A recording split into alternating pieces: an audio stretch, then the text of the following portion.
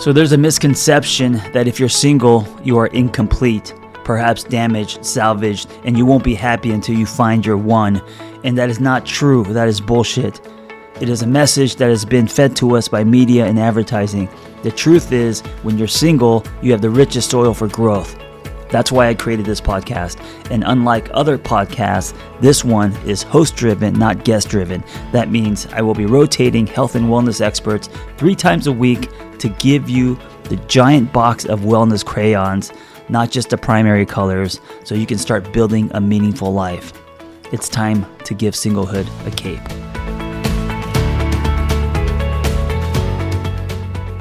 Why do I call breakups expired relationships? I get this question often. I'm actually working on a new book. That is why I am doing this inside a hotel room.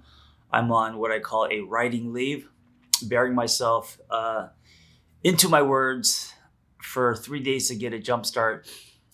So first I want to say that I understand that a relationship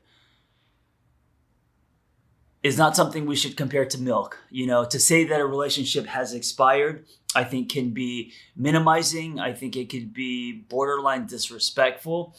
Even if the relationship was toxic, even if the relationship was unhealthy, it's still two people with, good intentions who did the best they could with where they were at. And so to say that your relationship has expired, I understand, can be a bit wrong, distasteful.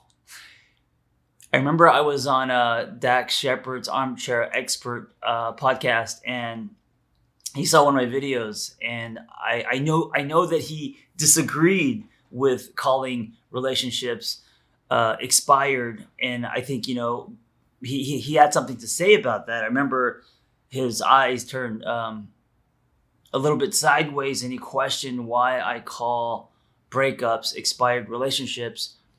But before we got into it, and I wanted to know, I was very curious what he thought, because obviously he didn't agree.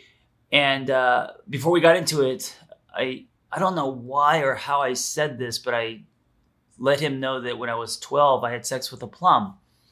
And and of course, that threw a wrench in the conversation, and suddenly we're talking about a curious 12-year-old knowing that it didn't feel like apple pie. Anyway, so I get people questioning why I would call a breakup an expired relationship. It's not about, for me, if it is wrong or right. What's important to me, because I help people going through breakups, it's about what's effective. And what's effective is, and also for me too, I've been through many breakups. I've been through divorce and many 3-year relationships, right? And so I've been single many times. I've had relationships. I've had relationships for most of my life, but they've all been long relationships, meaning 3 years plus. And so I've been broken up with. I've broken off the relationship. I've been hurt. I've hurt people, all of that. And what's been helpful for me is the reframe of seeing the relationship as an expiration instead of a breakup. Because when you see something as a breakup, it is lined with shame. It is lined with fault and blame and pointed fingers. And there's also room for internalization, because when you say that I'm going through a breakup, meaning that something broke, you may also wonder, a lot of my clients do, you may default to, well, is something wrong with me, right? When you say that you're going through a breakup, and when something is lined with blame, chances are you're going to blame yourself as well. So if you reframe it, and by the way, I just want to say the power of a reframe is to produce a different feeling by seeing something at from a different angle, right? And then the different feeling will ultimately produce a different behavior. So when you reframe a breakup to an expired relationship, and this isn't just theory, it's something I practice many times, it's been super helpful to me. When you reframe a breakup to an expired relationship, there is an acceptance, there is a letting go, there is an understanding that what happened may not have been your fault, but something that is greater than both of you, right? There is also weight put on your story. When you see that your breakup was an expiration and it wasn't meant to go a day more or a day less,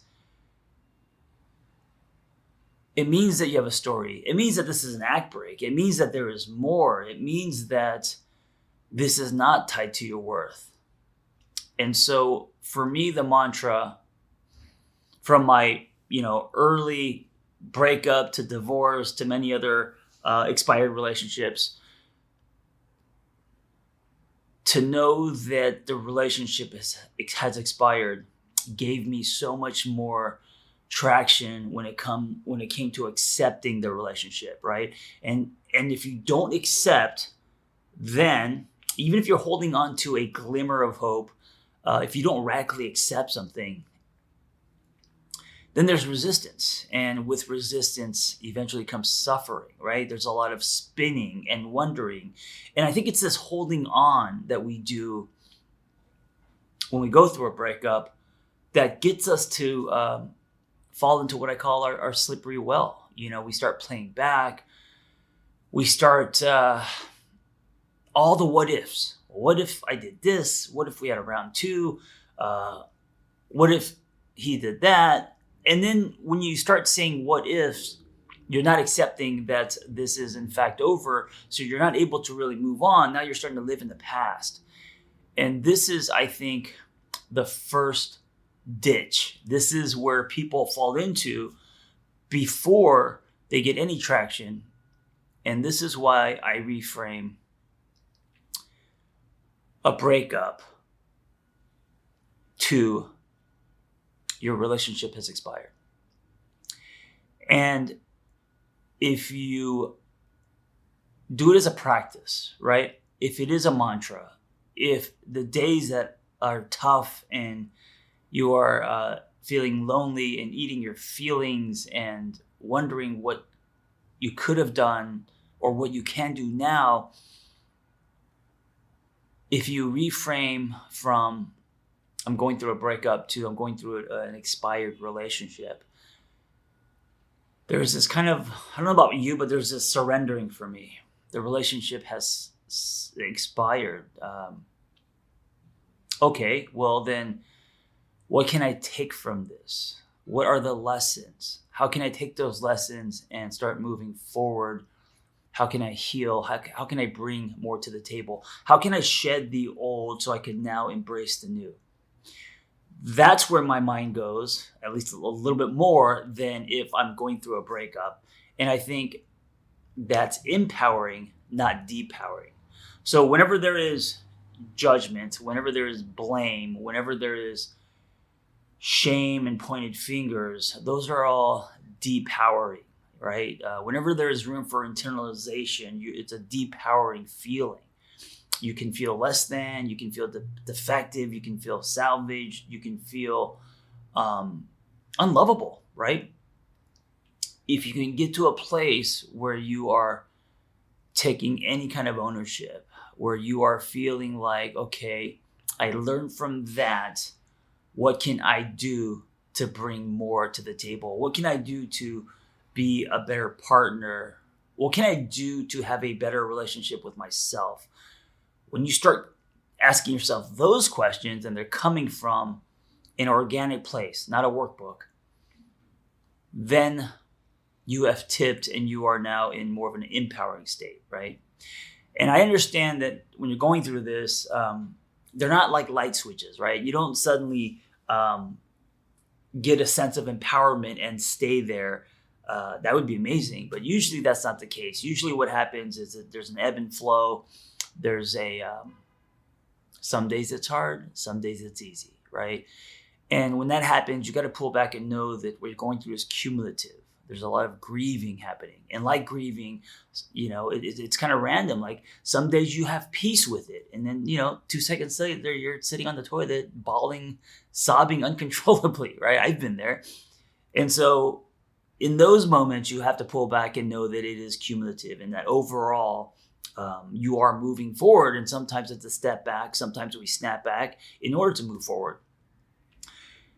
But step one, I think, really is acceptance. And it's something that you really have to hold on to with two hands, because some days you're not going to accept. Some days you're going to have other feelings, right?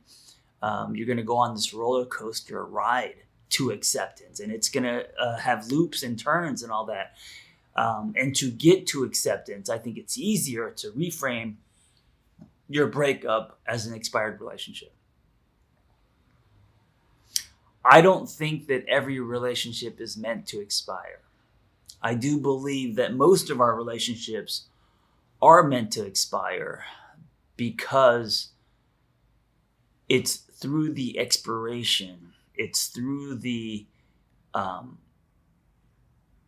breaking of our hearts, and looking back and reflecting and learning about ourselves and who we are and how we're wired, right? And also what we want and don't want. It's through all of that. It's rich soil, and the soil is richest after a relationship has expired. Not in the relationship. In the relationship, it's really hard to, as they say, do the work or work on yourself. Or it's usually when we lose something that we now are able to reflect. And so that growth soil is really rich. And so relationships are meant to expire so we can grow, so we can evolve. And we can bring more to the table in our next relationship, right? Not every relationship is meant to expire. I don't believe that. I do believe most of our relationships are meant to expire. And I believe that that's how we truly learn about ourselves, right? That's how we're thrown into our hero's journey, where we're slaying our internal dragons and returning to the village changed. That's been the case for me. I think expired relationships, divorces, I think they can be a rite of passage. Usually, people who go through them go through some kind of inner journey, some kind of transformation, and that's the value, I think, of any relationship. Not just the time you spent in the relationship, but also how the ending of that relationship has been a catalyst to your growth and learning and understanding and redefining. And so that's all, the nectar of when relationships end. And the reason why we're supposed to go through many or most of our relationships are meant to expire is because there's this continual growth cycle happening, I don't think we should go into relationships knowing that they're going to end. I think we should go into them with best intentions and whatever you want, right? I mean, if you want the relationship to end, that's on you. But if you're looking for a permanence, I wouldn't put a lot of weight on that because it pulls you out of the relationship. But if you're wanting something to last forever, that's okay.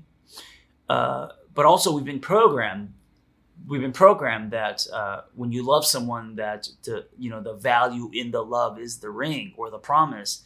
And I think that is misleading and dangerous. And I think that creates a steep cliff to fall off of.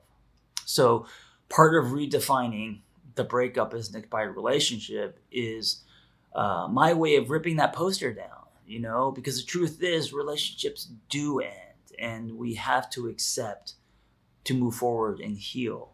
It's part of the human exchange, and it's part of the human experience. So that's my long-winded answer to the question, John, why do you say breakups are expired relationships? I hope that episode was helpful. Hey, listen, if you want to share your singlehood journey, if you've gone somewhere and come back, if you have revelations and wisdom, please share your story. It's going to help other people. Nothing makes us feel more connected than hearing other people's stories. So just send me the audio of your story, and you could just record it directly from your phone and email it to theangrytherapist@gmail.com. Also, if you want our Single on Purpose newsletter, go to singleonpurpose.life. That's singleonpurpose.life. You will get tools and articles and other people's stories, and also Zoom links to private gathers. So if you want to join our community, go to singleonpurpose.life. Thank you for listening. Be well. We hope you tell a friend. Hey, before you go, I want to invite you to the Single on Purpose private community online. It's off of social media, no ads, no algorithms. We got forums, we got live groups, we got webinars, and we have social hangs. We also have offline in-person hangs happening soon. So check us out. Go to singleonpurpose.life. That's singleonpurpose.life, and I will see you inside.